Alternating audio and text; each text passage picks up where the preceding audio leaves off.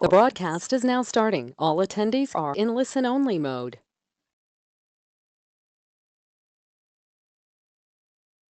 Hi, everyone, and thanks for attending today's webcast, Social Media for Accountants. This is the second webinar of a three-part webcast series in partnership with Sage and Biz Inc., a global leader in marketing for accountants. In this series, you'll learn practical ways to improve your website and online marketing to generate more of the right type of leads. I'm Liz Herbig, and I'm a marketing manager at Sage. I want to personally thank all of our Sage Accountants Network members for attending today. I think you'll find this topic quite beneficial. And now let me introduce our speaker for today's webcast, Gayatri Wood. She has worked as a social media and community manager for a range of businesses, including tech startups, fashion labels, and global events, as well as accounting firms and add-ons. She loves helping businesses connect with their audiences and sees social media as the perfect way to do that. We're excited to partner with Gayatri and on this webcast series and for her to show her social media experience with all of you. Gayatri, I'll pass the reins over to you. Hi everyone, and thank you, Liz. Thank you for that lovely introduction, and thank you to all of you attending today. We just want to do a little bit of housekeeping first. Sorry, I know it's a bit boring, but has to be done to ensure that you get the best out of the webinar today. So if you do have any other applications or programs going on in the backgrounds, maybe your email's up or anything like that, please do close them to ensure that you've got the best sound and visual quality, because it can impair the webinar. For those of you that aren't familiar with GoToWebinar, there's a control panel on your right hand side. From there you can ask any questions, and you'll also be able to get answers through, and you can also just fiddle around with your audio if you need to turn up any of the sound or change to a phone call audio. Liz is going to be keeping an eye out for the questions during the webinar. Please do pop them through as you think of them, and we'll just have a bit of a Q&A session at the end there and go through them. So what we're going to cover today, firstly, I'll chat to you a little bit about myself. We're going to look at why social media is an important platform for accountants. Because it is such a big topic, we are going to look a bit more at the practical side after that, looking at how to effectively use social media, how can you excel at it, looking particularly around planning and preparing content for your clients and prospects, also engaging, and then lastly, of course, any questions that you have. So firstly, to cover off a little bit about myself, I've worked with some of the leading cloud accounting firms, helping them grow their online communities, and also numerous add-ons in that cloud accounting community as well. I'm currently based in the UK. For those of you good with accents, you can probably pick up I'm not from there. I'm originally from New Zealand.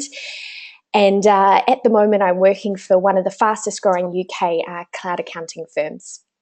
Of course, working with Biz Inc. as well, helping accountants globally. For me, social media has such a low barrier of entry.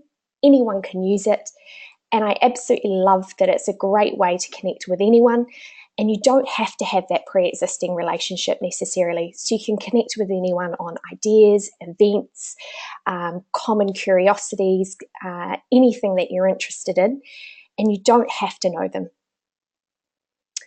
So in terms of social media, what I believe it brings and why I believe it's important for accountants is because it gives you the chance to reach people at scale. So you can build those personal relationships with those that are really engaged with you. Also, in this day and age, I don't know how many of you do. I know I definitely do. If I'm about to meet someone or I've been recommended a business, I'll do a quick Google search. So you really find these days people are judging you online before they judge you offline. So before that initial meeting happens, or before they pick up the phone, before they send you an email or an inquiry, they're already looking you up. They're already having a look at you. There's this real shift in dynamic happening where people are looking up yourself as accountants and also your businesses and your firms. At the moment, you're seeing more than 80% of accountants use social media, whether that's either for personal or professional use. And if you break that down further into age group brackets, you can see that under 30 age group is at 100% and the under 40 age group at 94%. I don't want to bore you with too many stats, but I do think it's really interesting to see that there's 37% of the global population are active social media users. So that is an absolutely ginormous number. Also, in terms of growth, at the same point last year, that's up 21%. So 482 million active users were added in 1 year. A few interesting things, what that relates to on a daily, weekly, monthly basis. So in 2012, the average user had only 3 social media accounts. Now we're finding that's risen to 7. Funnily enough, Facebook being the biggest one, you can think of every single second, 5 new profiles are created. So by the end of the year, you are going to be seeing 2.1 billion monthly active users. Every second as well, there's 6,000 tweets on average tweeted on Twitter. And every day, 3 billion snaps on average are sent on Snapchat. If you're a LinkedIn user, the average user will spend 17 minutes, and that's a month on LinkedIn. And 3/4 of all Facebook and Instagram users are engaging with the platform daily. So I quite often get asked, what social media profile should I be on? Where should I be? I always say, so where are your clients? That's always a really good point to start and have a look at. So I've taken some common industries here that you may or may not have clients in. And you can see there's a little bit of a difference between the industries. I've tried to pick ones that are going to be different to give you a bit of an illustration here. So you do often find that some of the industries that may be a bit more photographic or forward-thinking, up with technology, so think of like media and creatives, retail, they're going to be sharing imagery of their whatever they're trying to sell. You tend to find them on more of those social media platforms, as opposed to something that may be more of a regulated industry. However, the commonalities that you're finding across those industries, regardless of the size of the social media platforms, is that the commonalities seem to come through of being Facebook, Twitter, and LinkedIn for where your clients are. Facebook, I think that's no surprise, being the biggest social media platform. Twitter, it is the lowest barrier of entry there, and it is quite common if you've got any clients that are in retail, media creatives, technology sectors, anything online, to use that as a support channel and forum themselves. LinkedIn is a really big professional network, so you are going to find those individuals on LinkedIn using that as their professional networking platform and using that to engage. So now we want to look at, how do you make the most of these platforms? How do you really utilize social media with your clients and your prospects? So the number one tip is to always look at how you plan, create, and curate content. So you really want to start with that first before you're looking at anything. You want to do this in space of, what are your goals? So are you trying to reach new clients? Are you servicing and helping connect with existing clients? Are you maybe looking to recruit and grow your firm? Whatever that may be, these form the basis of what content that you post, and they're always switching back to the content that you're looking at and the content that you share, matching up with these goals. Secondly, with this, consistency is always key. So when you're looking at planning and how you're planning that content and the variety there, you always want to be consistent. There's no point in posting 10 posts in a day and then nothing for a couple of months. You always want to be front of mind and be regular in your client and prospect streams. Also, a variety of content. Everyone loves a bit of variety, and a good way to get variety is to focus on the makeup of the content. So you want to really hit around content about your firm, obviously, about yourself, about your staff, your clients as well, information of interest to your clients, and also engagement and engaging with them. So we'll hit the first one off there and talk about your content, so about your firm and about yourself. So the way that you can make these up is have a look at some of these common areas.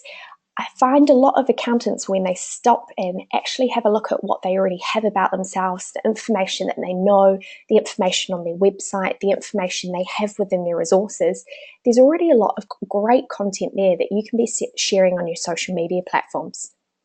So if you have an active blog, any of those blogs that you've got make really good social media posts.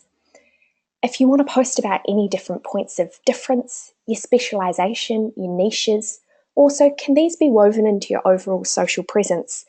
So for example, your header image, whether it be on Twitter, Facebook, LinkedIn, could you weave in a little bit about your industry specializations into there? So someone that hits on your profile, they're getting a really good sense of what you do, who you are, and who you cater to.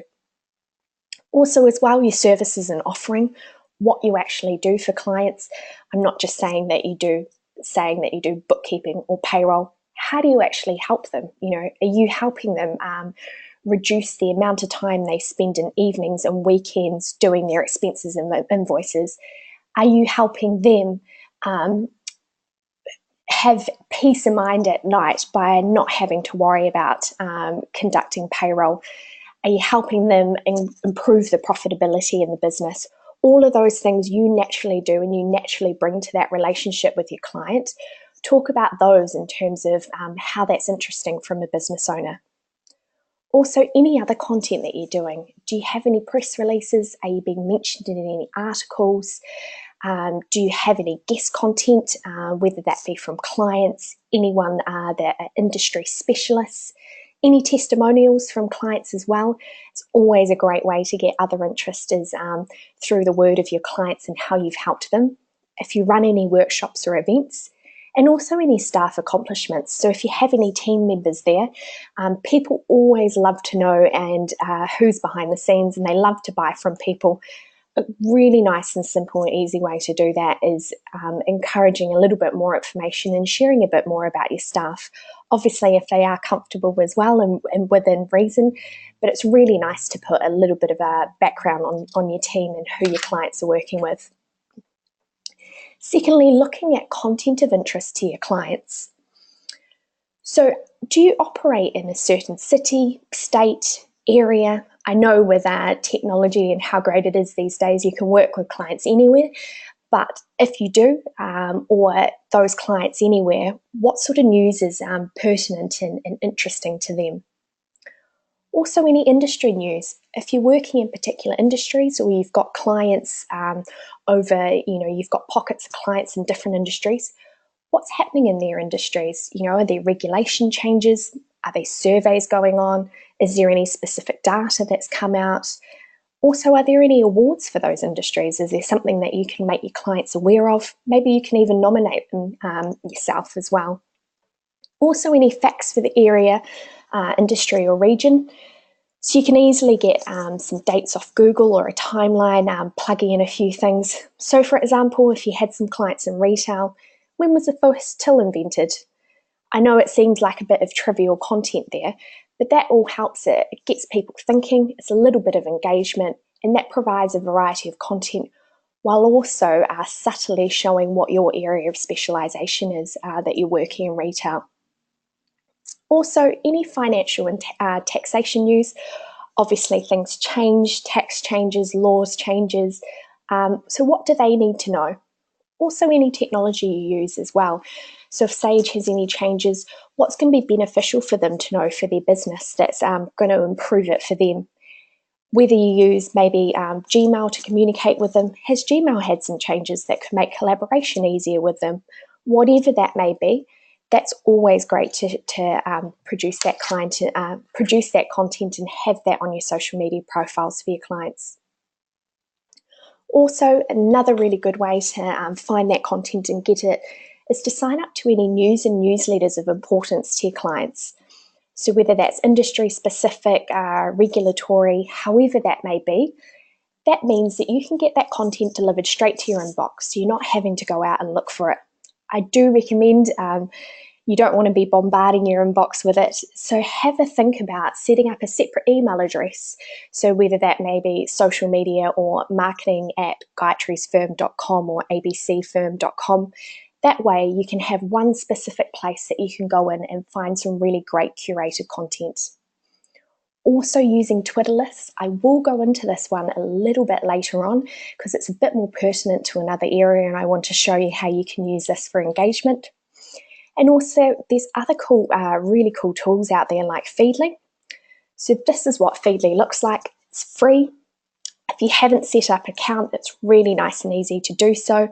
And what you can do with Feedly is you can choose specific topics of interest to yourself and your clients. So for example, I've got down the right-hand side there, accounting, food. I'm a bit of a foodie, love my food, marketing, property and startups. And what it does is it brings together the most popular content and articles about those specific topics. So you're not having to go out and find them and look for them. You can easily just go to one place, click on that topic, and you've got the best content out there for it. The next tip is always around scheduling and preparing. So you can use some really, really good automation and scheduling tools. There's loads out there. Some of my favorites are Buffer, probably at the cheapest end, Hootsuite in the middle end, and Sprout Social in the more price heavy and active feature end. There are loads more as well. I'm not going to mention them all, but a really good way to make sure that you're prepared and you have that consistency of content is using a scheduling tool. So you can, within them as well, actually set specific schedules. So say you want 3 tweets a day at optimal time or specific times, Monday to Friday, or 2 posts, Facebook posts, whatever that may be. So as you fill up your schedule with different content, that will just post it automatically at the times designated. Also, another really good tip is looking for one that has a browser connection.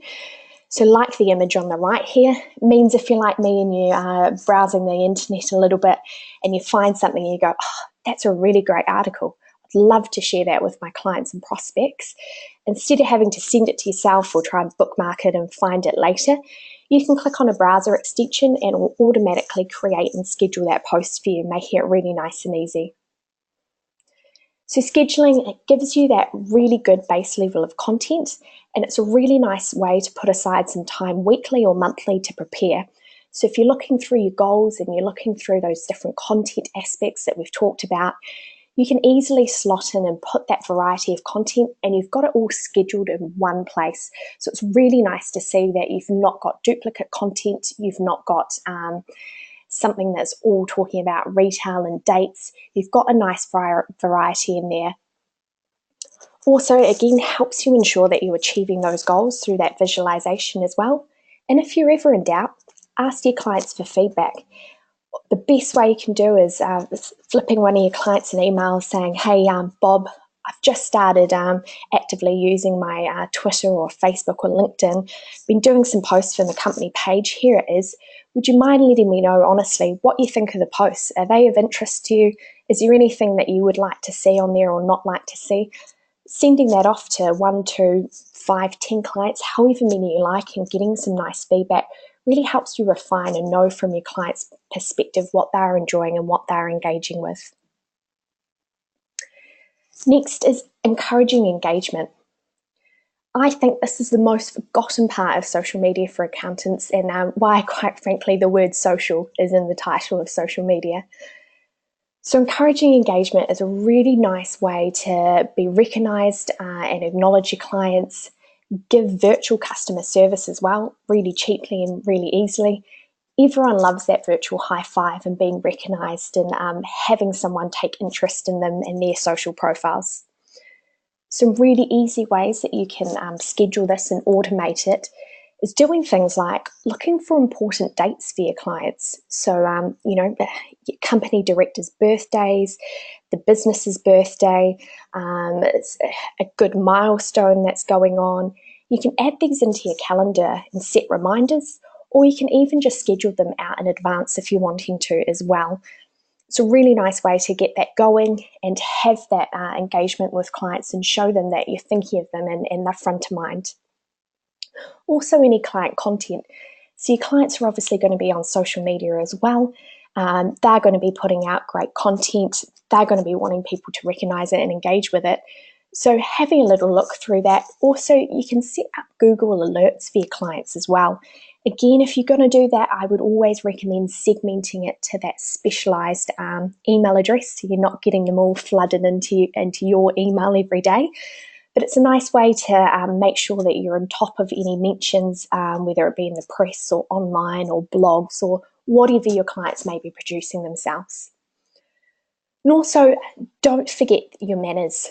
So if people are engaging with you, retweeting you, following you, a really nice and easy way to encourage that engagement and encourage them to keep doing it is a simple thank you. It can just be, hey Gayatri, thank you so much for the retweet. Hope you have a good day.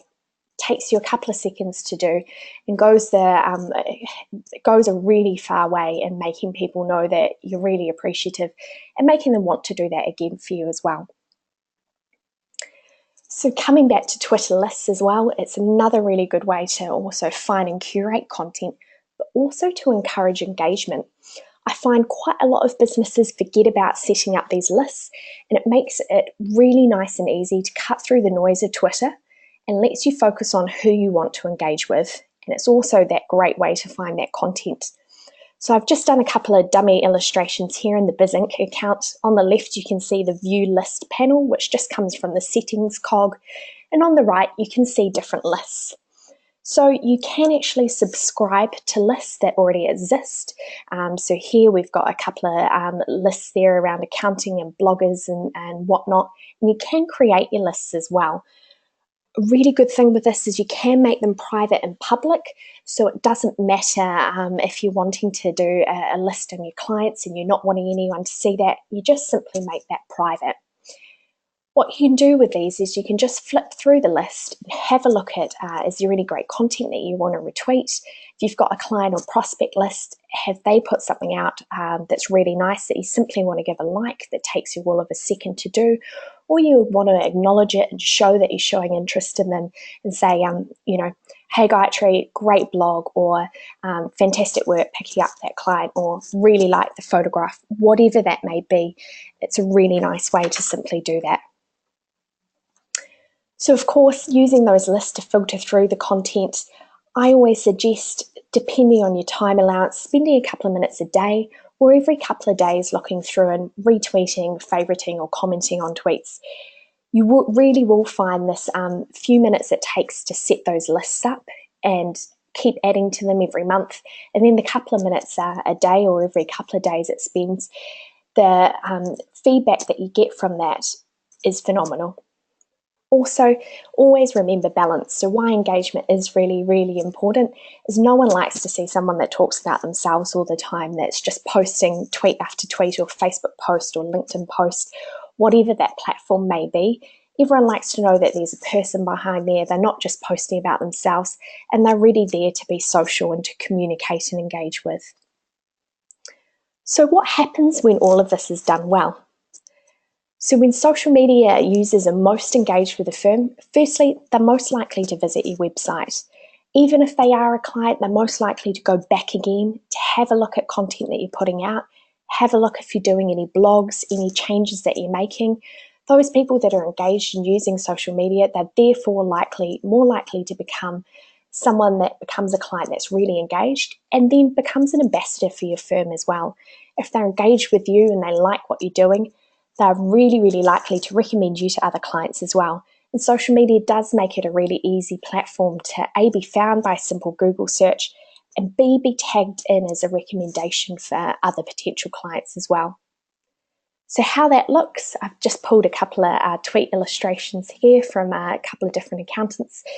So you can see when you do that well, you do get lovely engagements and recommendations like this.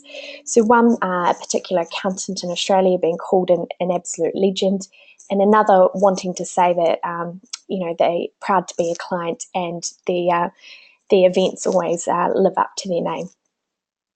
So I'm just going to flick over to the side and pass back to Liz and see what questions we have. More than happy to answer as many as you like, within reason, of course. And I know Liz is going to organise a way to follow up. So please do type away and look forward to answering them. Thanks so much. That was great. We do have a few questions that have come in, but please send more questions and we'll be happy to answer them. The first one from Gabrielle asked, will you be emailing everybody a copy of the webinar? And we are recording this and we will be emailing the recording out. So yes, you'll receive that.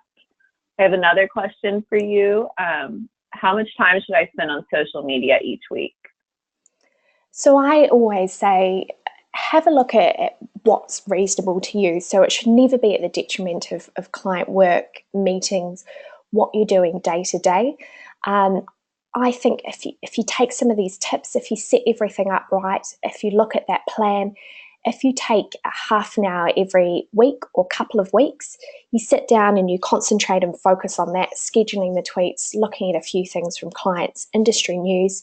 You schedule that out all in one go, and all you look at every couple of days is those lists, look at who's engaging with you and respond to that. That I find is a really realistic way of doing it. I would never sit here and tell you to be spending hours a day and whatnot. That's just not realistic. And I think there's a lot that you can do by scheduling and preparing and looking at your goals and those different content avenues. Great, thank you. Another one, how should I manage personal social media accounts versus professional social media accounts? I always say it depends what platform you're on. Everyone has a slightly different opinion of this. I know for myself, Facebook for me is quite a personal platform.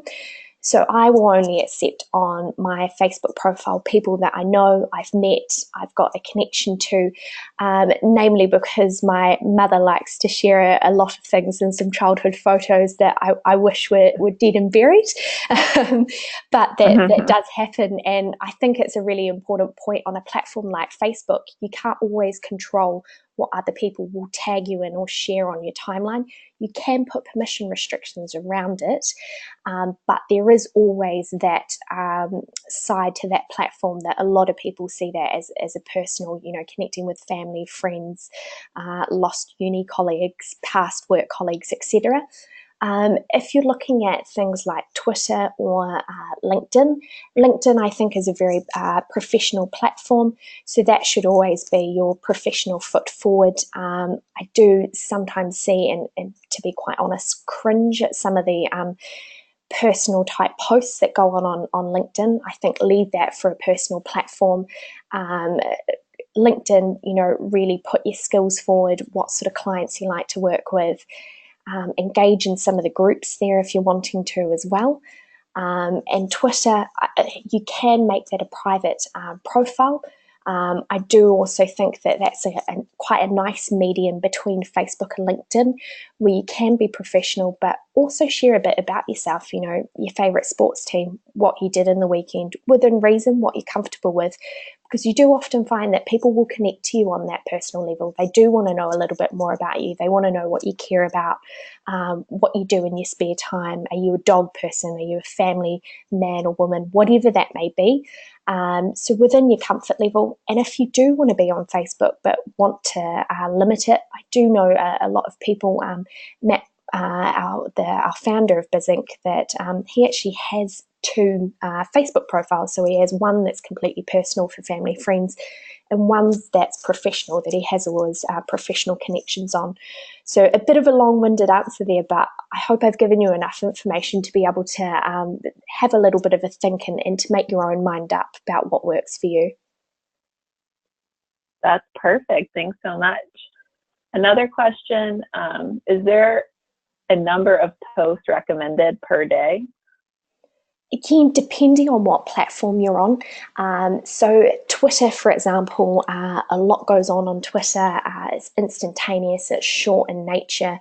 Things are short, sharp, and frequent. So if you're thinking about Twitter, the frequency is higher than something like Facebook or LinkedIn. I think as a minimum, look at 2 posts a day. Have a look at your specific time, your industry. If, say, you're working with tradespeople, they're up a bit earlier, they finish a bit later, when their lunch break is, have a little think through of when optimally they would most likely be on those social media channels. If you think about something like Facebook or LinkedIn, things hang around in your timeline a little bit longer. If you've posted something on Monday, if it's been engaged with, it can still be seen and viewed on Wednesday or Thursday, depending on those algorithms. So the frequency there, you can get away with a couple of posts a week. Anything more instantaneous in nature, like Snapchat, Instagram, those again are high frequencies. Snapchat, if you're using the stories there, they've got a 24-hour window, so you are wanting something a lot more frequent there. So just have a look at your clients, have a look at what social media platforms they're on, and match that up with the frequency of the platform and what realistically works for you, because you don't want to be aiming to do 50 posts a week. If you really don't have the time to find that content and material, it's better to keep that consistency and do 10 to 15 great posts or tweets or a week rather than 50 bad ones and then not having time the next week to keep that consistency up.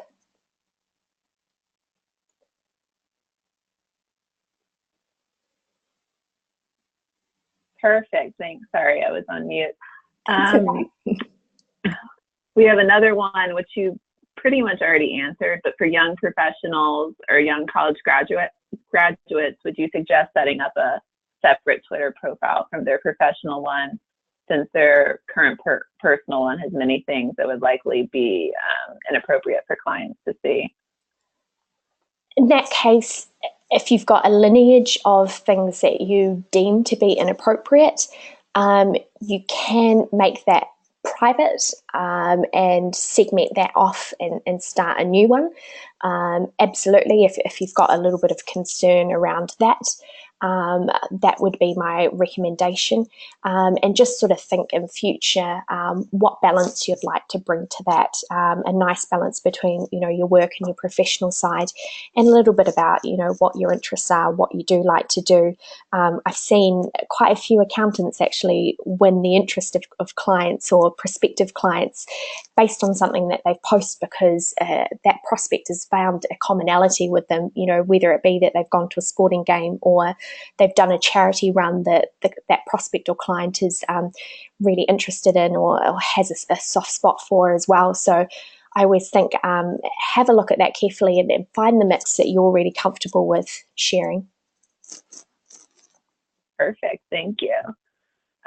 Another question is, when is the best time of day, or which day in the week should I be posting my content to get the maximum response from my clients? So in general, Facebook is pretty good early mornings and lunchtime. Again, of course, depends on your clients and where your clients are.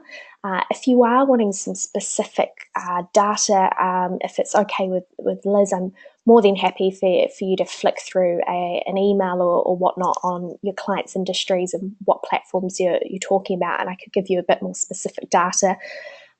Twitter is really, really good and popular between 10 and 3 for businesses, Monday to Friday.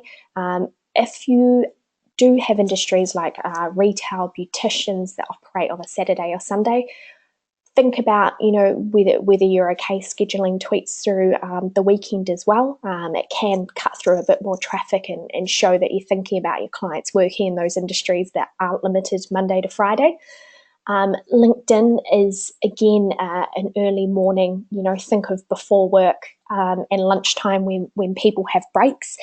Those are very generalized, sort of great, good timings. But as I mentioned, more than happy to look at specifics for you if you did want to pop those through. Perfect. Yeah, and if you do want to follow up and talk more in detail with Tree, please reach out to us and we'll be happy to help you with that. Another question, do I need to do social media myself, or can an employee do it for my firm? It depends on what you're comfortable with and confident with. If you've got someone in your firm that's eager, that has the skills, you can trust to do it. Absolutely. It can be a really nice way to take that off your plate, and you don't have to worry about it. What I would consider doing is just thinking about a little bit of structure and putting a bit of planning in place for them. It can just be a 1 or 2 page thing around what the aims are, what your goals are, who you'd like to attract, what sort of content you like posted, any language that you would or wouldn't like included. I know some people have preferences over the way they would say things, or words that they think are really commonly used that they don't like and don't want to use. whatever those nuances may be. And I would just say sit down for the first 6 months and get them to have a look at the performance of those tweets and have a 10-15 minute chat and take them through, hey, Gayatri, I really liked these tweets that you did, or really liked these Facebook posts. Not so keen on those ones because I don't think they align with our ideal client or our prospects or the industries we work in, or whatever that may be. I think that's a really good way to turn it into a learning experience and to ensure that, your employees got the trust to do it and you're providing that feedback so you're getting it the way that you would like. Great, thank you so much. We had another one just come in. I think we have time for 1 or 2 more questions, so please get them in right now if you have any other ones. But here's a good one. There is always a risk of dissatisfied clients posting unsavory comments about our firm on social media. Is this a risk or a cause for concern? Funnily, I get this question almost every time I do a social media webinar. With that instantaneous nature and being an available platform, yes, there is always a risk, but I don't see it as a risk necessarily as an opportunity to show, your client experience and how you manage relationships. It's never going to go perfect with every single client that you have. That's just realistic. Mistakes are going to happen. Things will happen. If I would hope in most senses, unless they are very disgruntled or rude client, that they would come to you first on a contact avenue that you already have. If they do post something on social media, I always say never ever delete it, unless of course it has defamatory language or something that could be offensive to other people. If that's the case, I would respond and send them a private message and say, thank you for contacting us. I've had to delete the tweet because it would cause offence to the rest of our, Facebook fans or Twitter followers, whatever that may be. Would love to discuss this in more detail. Could you please drop me a line or a call, or please give me the best number to contact you on? If it happens on a normal post or someone's posting it, it's non-defamatory, it's a normal gripe about something, I would answer it in the same way and say, hey Gayatri, really sorry to hear this, would love to get to the bottom of this with you as soon as possible. Would you please mind sharing privately with us the best number to contact you on, and showing that you do respond, you are there, you are a person, and that you're willing to acknowledge and respond to those. I think that, and the way and the humility and the understanding that you can portray with a complaint, actually can work in your favour a lot. So I always say it's not something to be fearful of. In many years in many accountancy firms and social media profiles I've looked after, I've had very, very few, to be very honest. Perfect, thank you. And one last question for you, and thanks everyone for sending these questions, and they're great. Should I add my social media accounts to my email signature, and what about my employees as well? Absolutely. So I think anywhere that you're on a public or online forum, any form of correspondence that you have with clients, whether you're listed on a directory, your email signature, your website, any marketing collateral you may have, your business cards, anything that is getting in front of your clients, especially on a regular basis, absolutely. It's a really nice way to ensure that they know that you're active on social media, that they know that you're there, and to be able to get a little bit more idea about the business and you with the nature of how social media profiles work. If you are newer to social media or you are wanting to build up your followers, I always suggest sending a really nice personal email to clients as well. Not something that's obviously BCC'd and not personalized, but something along the lines of, hey Liz, we've just re-kicked, or we've just started or reignited our social media profiles. We've chosen, Facebook and Twitter. Here are the links. Would really love some feedback, and would love to know what you think. We're trying our best and would love to, have some engagement on there. So any advice or anything you could provide would be much appreciated. And making that a two-way street there. A, you'll find you'll pick up more followers, and B, you might get some really good feedback and some good ideas on what you can be using your social media profiles for. Perfect. Thank you, Gayatri. This was a great topic, great questions and great answers from you. I want to give you a huge thank you for doing this for us. Yeah, I think everyone on the call will find it very beneficial. And again, if you have any other questions that we didn't get to today, please reach out to us and we'll be happy to answer them for you. Don't forget that we have one more webcast in this series, which is in 2 weeks on September 28th, and that's on effective email marketing. And that'll be a great topic to round out the series. You'll be receiving email invites if you haven't signed up already. And if you have signed up, we'll be sending you email reminders as well. So again, please reach out for any other questions. And thanks so much for your time today. Yeah. Thank you, everyone. And thank you so much, Liz, for having me. It's been an absolute pleasure. Thank you. Thanks. See you all.